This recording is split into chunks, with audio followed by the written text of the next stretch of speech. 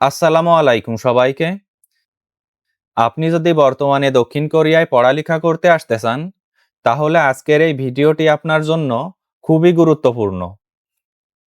আজকের এই ভিডিওতে আমি আপনাদের সঙ্গে আলোচনা করব দক্ষিণ কোরিয়ার ইউনিভার্সিটিগুলোতে টিউশন ফি ঠিক কত টাকা, ল্যাঙ্গুয়েজ কোর্স নাকি সরাসরি ডিগ্রি, কোনটা আপনার জন্য ভালো হবে, পড়াশোনার পাশাপাশি পার্ট টাইম জবে আপনি ঠিক কত টাকা ইনকাম করতে পারবেন, আর সবথেকে গুরুত্বপূর্ণ বিষয়, বাংলাদেশ থেকে কিভাবে আপনারা দক্ষিণ কোরিয়ার স্টুডেন্ট ভিসা আবেদন করবেন এবং কি কি ডকুমেন্টস প্রয়োজন হবে এই ভিসা আবেদনের জন্য।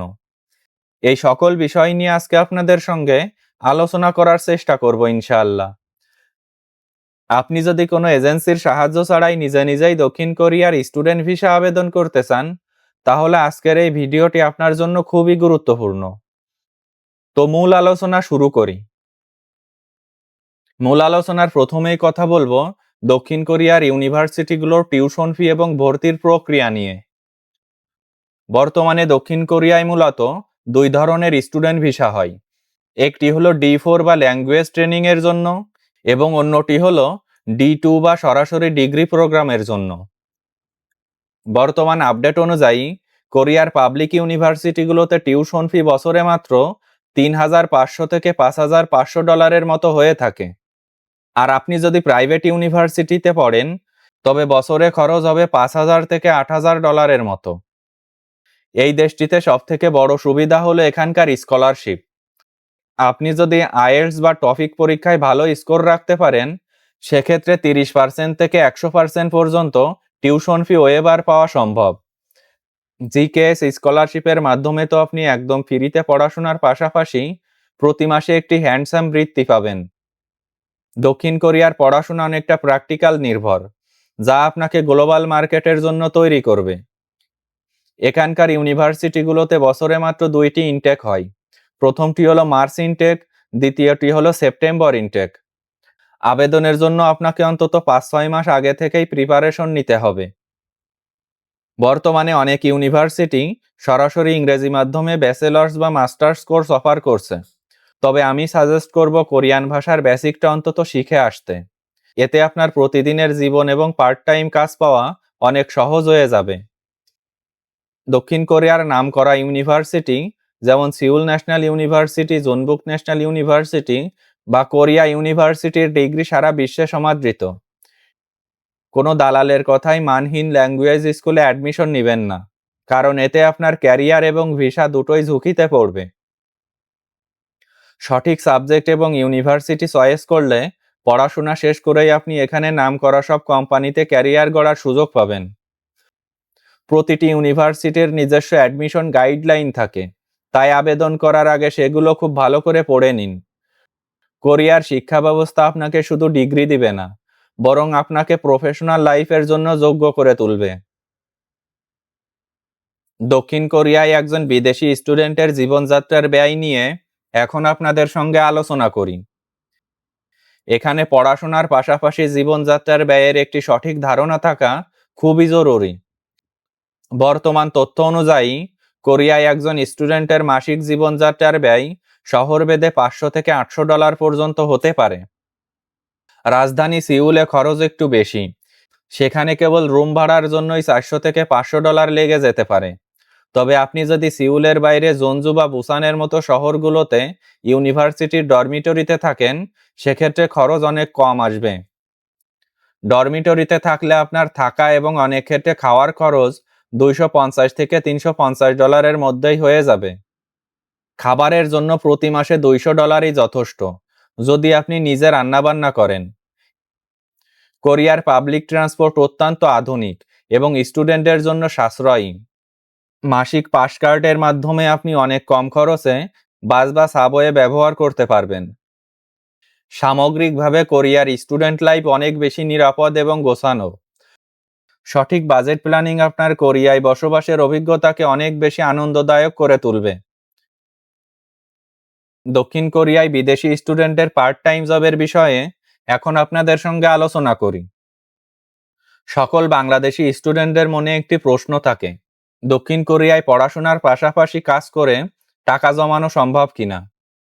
উত্তর হলো অবশ্যই সম্ভব, এবং দক্ষিণ কোরিয়া বর্তমানে পার্ট টাইম জবের জন্য সেরা জায়গাগুলোর মধ্যে অন্যতম। বর্তমান নিয়ম অনুযায়ী একজন স্টুডেন্ট পড়াশোনার পাশাপাশি সপ্তাহে 20 থেকে 25 ঘন্টা বৈধভাবে কাজ করার সুযোগ পায়।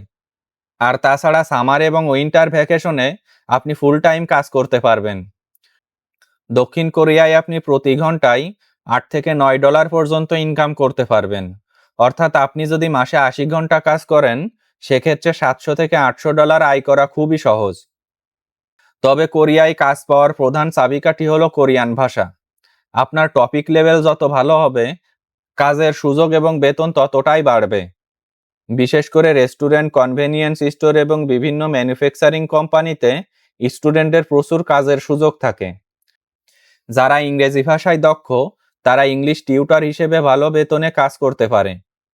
তবে আপনার মূল উদ্দেশ্য যেন পড়াশোনা হয়, কারণ আপনার জিপিএ খারাপ হলে ভিসা রিনিউ করতে সমস্যা হবে। কোরিয়া একটি উন্নত দেশ হওয়ায় এখানে কাজের পরিবেশ অনেক ভালো এবং সময় মতো বেতন পাওয়া যায়। পড়াশোনা শেষে আপনি D10 জব সার্চ ভিসা পাবেন, যা আপনার ক্যারিয়ারকে কোরিয়ায় স্থায়ী করার একটি বড় সুযোগ করে দিবে। দক্ষিণ কোরিয়ার স্টুডেন্ট ভিসা আবেদনের জন্য ব্যাংক সলভেন্সি নিয়ে এখন আপনাদের সঙ্গে আলোচনা করি। এই দেশটিতে স্টুডেন্ট ভিসা আবেদনের জন্য ব্যাংক সলভেন্সি দেখানোটা সবথেকে গুরুত্বপূর্ণ পার্ট। D2 ভিসার জন্য আপনাকে সাধারণত $18,000 থেকে $20,000 এবং D4 ভিসার জন্য $10,000 থেকে $12,000 ব্যাংক ব্যালেন্স দেখাতে হয়। বাংলাদেশি টাকায় এটি প্রায় 12 থেকে 25 লক্ষ টাকার মতো।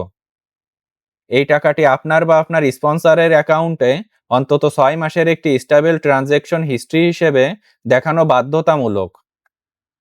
স্পন্সর যদি ব্যবসায়ী হয়ে থাকে, তবে ট্রেড লাইসেন্স এবং ইনকাম ট্যাক্স ফাইল অবশ্যই নিখুঁতভাবে জমা দিতে হবে। বর্তমানে দক্ষিণ কোরিয়া এম্বাসি ব্যাংক স্টেটমেন্টের স্বচ্ছতা খুব গভীরভাবে চেক করছে। ব্যাংক স্টেটমেন্টে কোনো ধরনের ফেক ডকুমেন্ট জমা দেওয়ার চেষ্টা করবেন না, কারণ দক্ষিণ কোরিয়া এম্বাসি এখন প্রতিটি ডকুমেন্ট ডিজিটাল পদ্ধতিতে ভেরিফাই করে। স্পন্সরের সাথে আপনার সম্পর্কের প্রমাণ হিসাবে বার্থ সার্টিফিকেট বা এনআইডি কপি সংযুক্ত করা অত্যন্ত জরুরি। আপনার ব্যাংক স্টেটমেন্ট যত স্বচ্ছ হবে, ভিসা অফিসারের কাছে আপনার প্রোফাইল ততটাই নির্ভরযোগ্য হবে। ভিসা আবেদনের জন্য প্রয়োজনীয় ডকুমেন্টস নিয়ে এখন আপনাদের সঙ্গে আলোচনা করি। দক্ষিণ কোরিয়ার স্টুডেন্ট ভিসা আবেদনের জন্য আপনার ডকুমেন্ট ফাইলটি হতে হবে 100% নির্ভুল, কারণ কোরিয়া এম্বাসি ডকুমেন্ট খুব কড়াকড়িভাবে চেক করে।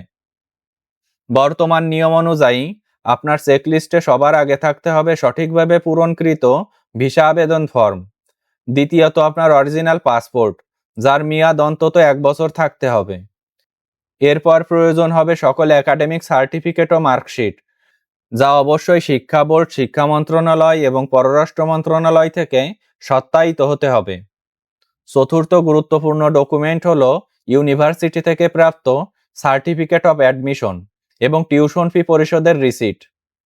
তার সঙ্গে সঙ্গে প্রয়োজন হবে আপনার আর্থিক সচ্ছলতার প্রমাণ, যেখানে গত 6 মাসের ব্যাংক স্টেটমেন্ট এবং ব্যাংক সলভেন্সি সার্টিফিকেট থাকতে হবে। প্রয়োজন হবে একটি লেটেস্ট পুলিশ ক্লিয়ারেন্স সার্টিফিকেট, যা অবশ্যই পররাষ্ট্র মন্ত্রণালয় থেকে সত্যায়িত হতে হবে। আপনার টিবি টেস্ট রিপোর্ট প্রয়োজন হবে, যা এম্বাসি স্বীকৃত হাসপাতাল থেকে করানো হতে হবে। 8 নম্বরে প্রয়োজন হবে এসওপি বা স্টাডি প্ল্যান, যা হতে হবে অত্যন্ত প্রফেশনাল, যেখানে কোরিয়ায় পড়াশোনার শেষে আপনার ভবিষ্যৎ পরিকল্পনা স্পষ্টভাবে লেখা থাকতে হবে। প্রয়োজন হবে আপনার প্যারেন্টাল রিলেশন সার্টিফিকেট, যা প্রমাণ করবে স্পন্সরের সাথে আপনার সম্পর্ক। এছাড়া প্রয়োজন হবে আপনার আইএলটিএস বা টপিক স্কোর সার্টিফিকেট, যা ভিসা অ্যাপ্রুভালের সম্ভাবনা অনেক বেশি বাড়িয়ে তুলবে।